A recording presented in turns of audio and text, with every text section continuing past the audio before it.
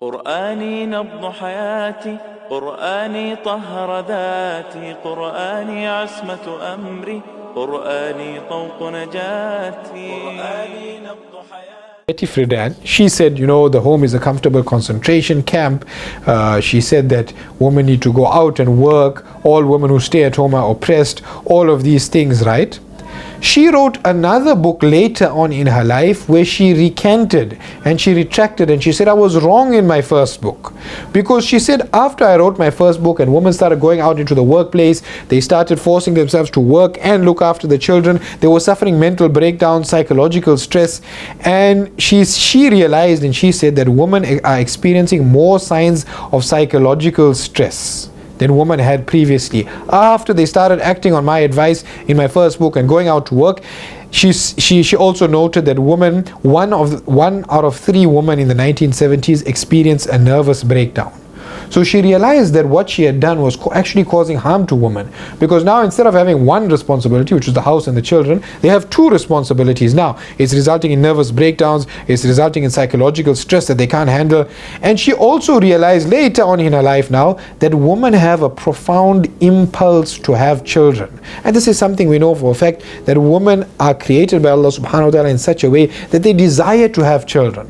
And what this Betty Friedan did in her first book was she basically rubbished having children and staying at home and all of these things, and she pushed the woman to go out to work. And so many of these women spent their 20s, 30s, 40s and even 50s working without children, and now when they reached the age of menopause and they couldn't get children, as we'll see with the next lady, they wanted children so badly but they couldn't get it anymore. So Betty Friedan wrote her book The Second Stage, where she said that all of those things I said in the first book, it's harmed women. It's actually caused them to the quality of their lives to decrease. And she states here, and this is very, very interesting, she says we had better find change. Meaning, after people accepted her advice in her first book, she's saying we want to change this, but change is hard because women have an almost religious feeling about this movement. It keeps us from asking questions about what really matters to women now.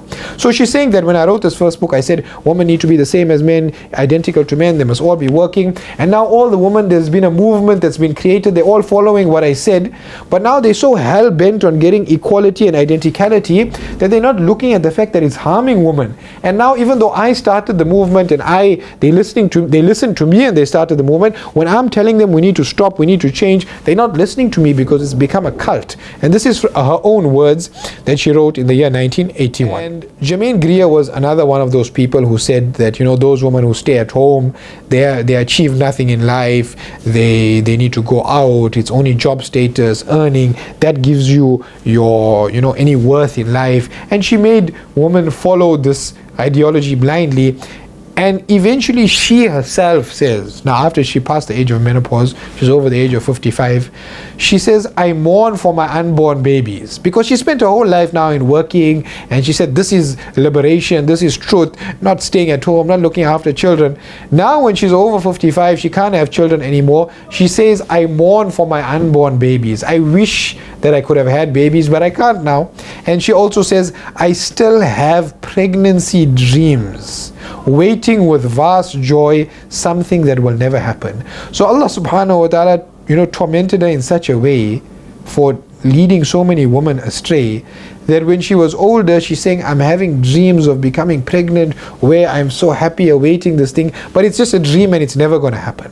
So here Allah subhanahu wa ta'ala shows us again the ill effects of going against the Sharia. The Sharia is here to keep you in a perfect balance. Whenever you go against this perfect balance, there's always going to be repercussions. Simone de Beauvoir.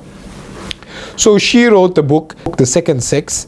But now when we read her writings, we find something completely different. So she had a boyfriend. Obviously now for them marriage is oppression, childbearing is oppression. So she didn't get married. She had a boyfriend named Sartre. And she said that he was truly superior to me in her writings. But out in the open she was telling women, no, you all are the same as men, you all are better than men, this, that. But in her writing she's saying, no, I felt this man was superior to me. She says, I felt dominated by someone else intellectually.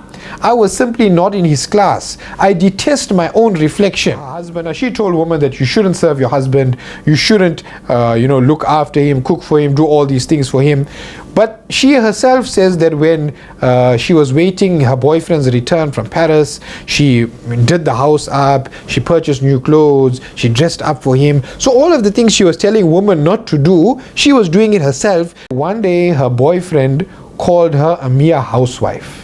What you doing with your life? I go to work, I earn money, you're just staying at home, you're doing nothing here. He began to look down on her for doing a woman's role.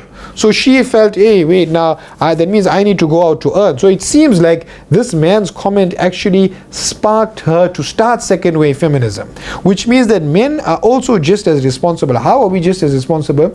Because when we go out to work the entire day and we come home and we know we're supporting the family, we treat the wife as though she did nothing. We say, oh, what you were doing the whole day? I was working the whole day. I'm going to be a king when I come home now. Yes, of course, the wife has to obey the husband, but by you not recognizing that her taking care of the children and her taking care of the house and her cooking for you is also some great role that she's fulfilling. When you don't recognize it, you are perpetuating feminism by making it seem like the only real thing that you can do to earn worth in life is to go out and work, and she's not doing that, therefore she's not worth anything. Na'udzubillah. As Muslim men, this is something also that we perpetuate, where we don't actively recognize and appreciate and understand that what the woman is doing is just as important as what we are doing. And for the success of the family and the household, both of these roles are important.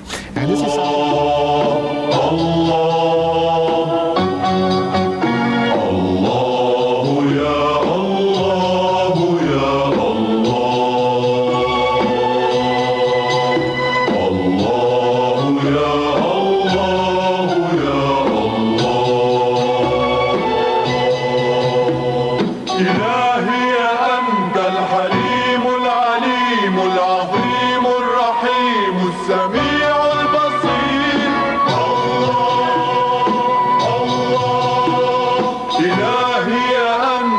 الحميد المجيد الرشيد الشهيد اللطيف